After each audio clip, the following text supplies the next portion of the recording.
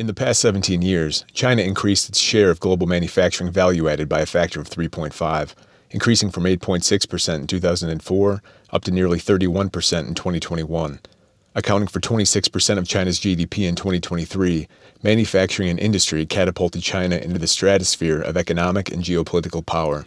In this video, we'll explore China's rise, fueled by foreign investment in manufacturing. The China of 2025 has a near stranglehold on refined critical minerals, intermediate manufacturing inputs, and increasingly, high-tech products such as EVs, solar photovoltaics, and lithium-ion batteries. After the Evergrande real estate crisis, even more resources flowed into China's industrial sector. This, coupled with lagging domestic demand and the US-China trade war, led to an overcapacity in Chinese manufacturing. Such a situation is potentially one of the most innovative geopolitical weapons ever devised. This manufacturing overcapacity not only has the potential to threaten the growth of certain emerging markets in Asia and South America, but it also creates a funnel of industrial dependency. Unable to compete with the price of Chinese products, growth in other developing countries may face resistance. Starved of the economic jet fuel that a growing manufacturing sector provides, these countries could spiral down the path of economic and financial dependency. Further, the economic declines in the European Union increases the probability that China will be able to capture more of this market and increase the EU's economic dependence on Beijing. Already, we see German automotive giants like Volkswagen downsizing, and the EU's much-promised domestic solar panel manufacturers facing significant headwinds in the face of cheap imported Chinese solar panels. In 2023, the EU imported 19.7 billion euros worth of Chinese solar panels. The previous year, in 2022, it was 22.6 billion. The International Energy Agency reports that the production costs of Chinese solar panels are 35 to 65% lower than in the European Union. China has well positioned itself to be the prime beneficiary of the EU's trillion-dollar investment in green energy technologies. The economic and geopolitical relevance of the Chinese-led Brics Union is also on the rise. Catalyzed by the war in Ukraine and growing concerns around the globe of Western sanctions, the ranks of Brics nations continues to grow, along with their share of global GDP and manufacturing capacity. Compared with what we'll refer to as the Western bloc, China and the nations of Brics have captured 17% and 27% of global GDP respectively. The Western bloc, led by the US, still maintains control over 58% of global GDP, with this number having fallen from nearly 80% of global GDP in the year 2000. More relevant to this analysis is the Brics' share of global manufacturing capacity, with manufacturing value-added (MVA) having reached near parity with the Western bloc in 2021. Coincidentally, the year before the war in Ukraine began. Here we explore this economic data in detail. We'll also discuss the prospects for countries like India and Mexico. India, a co-member of Brics, but on the best of days, a rival of China, will face an uphill battle in attempting to grow its manufacturing sector in the face of Chinese competition and state-subsidized oversupply. As we can see from these charts, India's share of global MVA in 2021 is a scant 2.8%, 10 times smaller than China's. Mexico, who overtook China as the U.S.'s number one trade partner in 2023, stands to benefit greatly from the emerging U.S.-China trade war. If India wants to supercharge its economic growth, the off-ramp opportunity provided by the U.S.-Chinese trade tensions could provide a means for India to get its slice of the pie before China swallows it whole. Wages are a prime factor in manufacturing competitiveness. China's gross national income on a per capita basis surpassed Mexico in 2018. Coincidentally, the same year the U.S.-China trade tensions began. And there is another parallel, perhaps one of a more historic nature. India's gross national income per capita in 2023 is $2.2 thousand in constant 2015 dollars, the same as China's was in the year 2000 before it began its rise to power. We'll start by examining the MVA trends for the big three economies, the US, China, and the European Union. The World Bank dataset does not include MVA for the US in 2022 and 2023. This is also true for several other countries, including Canada. Japan's 2023 data is also absent from the World Bank database. In 2021, MVA was 11% of the US GDP. In 2023, MVA was 15% and 26% of the GDP for the European Union and China, respectively. If we examine the growth trends, we find that China's MVA growth rate is 5 times greater than the US and 8 times greater than the EU's. Despite depending on it more greatly for its GDP, the MVA growth rate in Europe is 1.6 times lower than the US.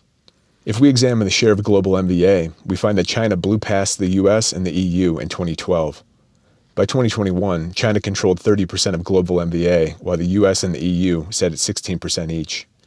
We can track China's rise in manufacturing power by tracking the trade imbalances with China for the US and Europe. For the European Union, we'll look at the top 10 economies. These countries account for 85% of total EU GDP. We'll refer to them as the EU 10. Trade deficits with China increased rapidly in between 2003 and 2008. By 2022, the combined trade deficit of the US and the EU 10 had reached $750 billion. The cumulative trade deficit for the US and the EU 10 with China in between 2000 and 2022 amounts to almost $10 trillion. One-third of this deficit was from the EU 10, whereas the US accounted for two-thirds of the trade deficit with China. If we examine the percentage of imports that come from China, we can see that the US began decoupling from China in 2018. By 2022, the gap between the US and the EU's trade dependency on China shrank significantly. The EU's 2021 European climate law resulted in a large amount of Chinese imports related to green energy, especially solar panels for the not always so sunny Europe.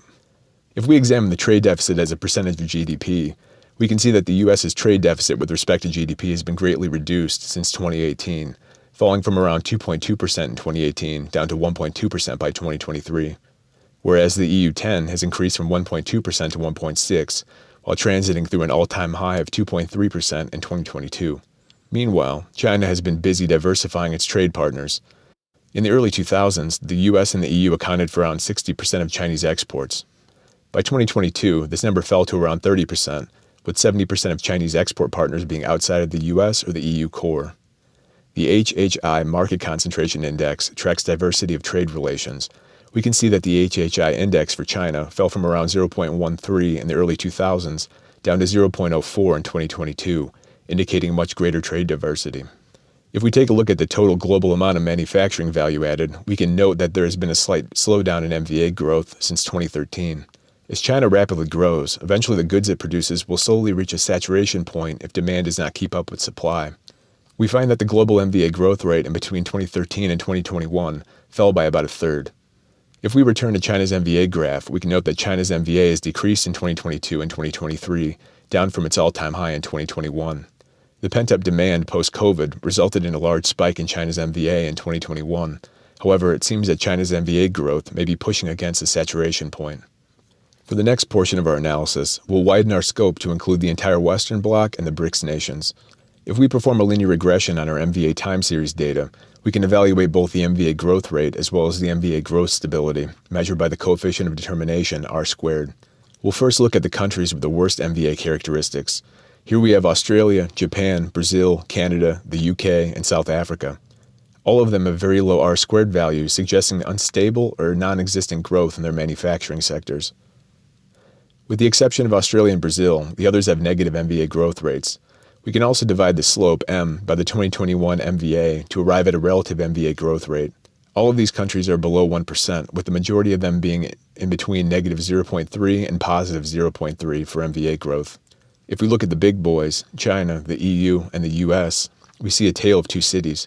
China is of course the highest, adding $232 billion in MVA per year, or a growth rate of around 5% relative to its 2021 MVA. The EU's growth rate is so low that the R² value falls below 0.4. The EU's MVA growth rate is around 0.9% of its 2021 MVA. The US, although less dependent on manufacturing than Europe, fares better, both in terms of MVA growth stability with an R² value of 0.91 and an MVA growth rate of 1.8%. If we perform a linear regression using the MVA value as the independent variable and GDP as the dependent variable, we can measure the average MVA as a percentage of GDP. We do this here for China, yielding a slope of 3.79. This means that for every dollar of MVA, GDP goes up by a factor of 3.79. If we take the inverse of this slope, we arrive at an average MVA as a percentage of GDP. For China, this is 26.4%, indicating a high manufacturing dependency. We then perform that operation for all the countries, yielding this graph, with the countries ordered by increasing manufacturing dependency. If a country is highly dependent on manufacturing, poor growth in its manufacturing sector is more likely to contribute to poor overall GDP growth. At the bottom, we have countries that have less than 10% of their GDPs coming from manufacturing: Ethiopia, Australia, the US, and the UAE. Next, we examine the stability of MVA growth measured by the R² value of the MVA time series. Low MVA growth stability indicates either stagnation in the manufacturing sector or outright deindustrialization. In this bubble graph, R² is plotted on the y-axis, and the size of the bubble indicates the relative MVA growth rate as a percentage of 2021 MVA. Here we see the emergence of two separate groups, those with stable MVA growth with R² values above 0.7, and a low growth stability group with R² values of less than 0.4. The EU leads the low MVA growth group, followed by Russia and Iran, two countries that face Western sanctions. The Anglophone countries of the UK, Australia, and Canada have very dismal MVA growth stability, indicating stagnation. Brazil and South Africa, two anchor members of Brics, are at the bottom. Generally, these two countries, along with Russia, serve primarily as commodity exporters within the Brics Union. China leads the high MVA growth stability group, followed by the UAE, India, the US, and South Korea. We can also find some promising emerging economies, including Ethiopia, Egypt, and Indonesia. Mexico also makes it into this group. We'll examine Mexico later in more detail. As we mentioned before, there's been a global slowdown in MVA growth since around 2013. To get a feel for how much a country's MVA growth has declined since then, we can calculate two separate slopes or growth rates, M1 for the 2000 to 2012 period and M2 for the 2013 to 2021 period. We then divide M2 by M1 to arrive at an MVA growth ratio. This ratio for China is 0.75, suggesting that it has maintained around 75% of its MVA growth during the more recent period. This is significantly above the global MVA growth ratio of 0.66. To examine the broader economic impact of the manufacturing slowdown, we'll focus on countries that have a high dependency on MVA as a percentage of GDP, using 15% as a threshold. We then construct a bubble graph of this high MVA dependency group, plotting the MVA growth on the y-axis, with bubble size representing MVA as a percentage of GDP. Here we find Canada squarely at the bottom. Around 18% of Canada's GDP comes from manufacturing, so this apparent stagnation or deindustrialization can have an outsized impact on Canada's economic future. Of this group, China is the only country that has performed better than the global average of 0.66. South Korea has maintained around 50% of their MVA growth, while the other countries, with the exception of Iran, sit at around 33%, having maintained roughly a third of their MVA growth. This slowdown in global manufacturing growth may point towards a degree of market saturation, too much supply and not enough demand, resulting in a slowdown. Further, China maintains significantly more manufacturing growth than the global average, suggesting continued Chinese consolidation of manufacturing worldwide. And here we present this data for all countries. The country with the greatest increase in MVA growth is Ethiopia, increasing 4.4 times between the two periods. Beijing prioritizes relations with Ethiopia, and its direct investment in Ethiopia's manufacturing sector is a success story of the Belt and Road Initiative. In exchange for greater Chinese influence over Ethiopia, Ethiopia's economy has improved significantly. It can be noted also that the level of development in Ethiopia is quite low. The 2023 GDP per capita of Ethiopia is slightly less than $1,300, and it can achieve rapid growth if given the right investment and support. The US is also an outlier, with MVA growth increasing by a factor of 2.1. As a result of its decoupling from China, the US has not only sought nearshoring opportunities in places like Mexico, but it has also significantly invested in its own domestic manufacturing. U.S. employment in manufacturing has also recovered significantly, increasing by 12.2% to 13 million people employed in manufacturing, up from the all-time low of 11.5 million in 2010. The gutting of the U.S. industrial base, facilitated by political elites and corporations, is visible in this graph. The political ramifications of this dataset would later play a significant role in bringing Donald Trump to the presidency in 2016 and again in 2024. Returning to the MVA data, the EU has managed to only sustain a moderate reduction in its MVA, coming in with a factor of 0.9. However, the EU's MVA growth is very low to begin with, only around 1% over the 2004 to 2021 period, suggesting stagnation despite the billions of dollars it has invested in its domestic manufacturing sectors as part of its green technology initiatives.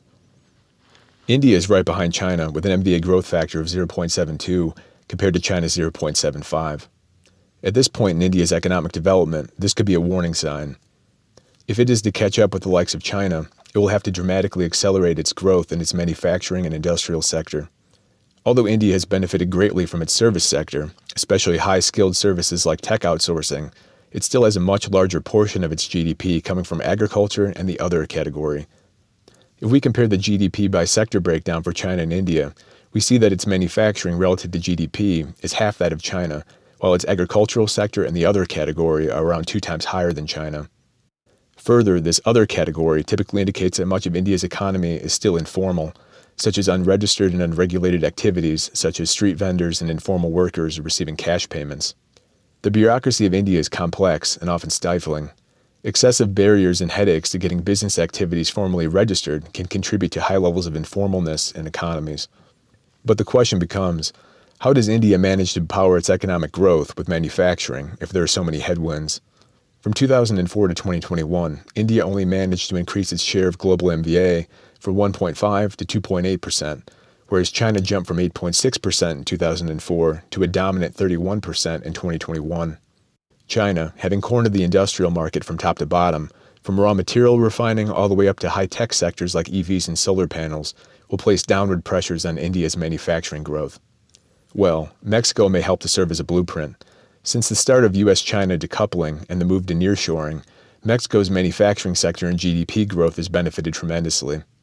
If we look at the last 5-year period, from 2019 until 2023, Mexico's MVA growth rate is now 4.6 times higher than it was in the previous period, and its GDP growth rate is 4.2 times higher. This is also reflected in the trade data. Over the 5-year period, U.S. imports from Mexico jumped $117 billion, a 21% increase, while China saw a 29% decrease in imports to the U.S., down $162 billion. U.S. imports from India also jumped significantly, but the magnitude of U.S. imports from India are nearly 6 times lower than those from Mexico or China. During this same period, India saw an MVA growth ratio of 1.14 compared to Mexico's 4.6. Although India is not a nearshore destination, its massive and young population of 1.4 billion people, along with its competitive advantage of low gross national income, around 5 times lower than both China and Mexico, could see it come to replace a significant portion of U.S. imports from China. And finally, India, as one of the few truly sovereign countries, along with the U.S., China, and Russia, comes equipped with a nuclear triad capable of protecting its own maritime trade routes. Despite these advantages, India still lags in receiving foreign direct investment, or FDI. Massive capital influxes from the West helped to fuel China's meteoric rise. Between 2000 and 2021, China received a total of $4 trillion in foreign direct investment. India, only $0.7 trillion. Looking at the 10-year FDI data for India, we don't see a great picture. Average FDI over the 10-year period was $44 billion per year, without a noticeable increasing trend. In 2023, possibly a result of Western irritation as a result of India's close ties with Russia, we saw FDI drop 36% from the average. As India continues to calculate its geopolitical future, it may come to a fork in the road. On one hand, stay neutral on the geopolitical stage, but possibly sacrifice foreign investment and rapid growth. Or pick the West and sacrifice some of its independence and sovereignty. But if China is an example, it managed to court the West and take in massive amounts of foreign investment, but maintain its sovereignty and reach escape velocity from the Western orbit regardless. In the long term, the future will belong to India, but when that future will be reached is yet to be determined.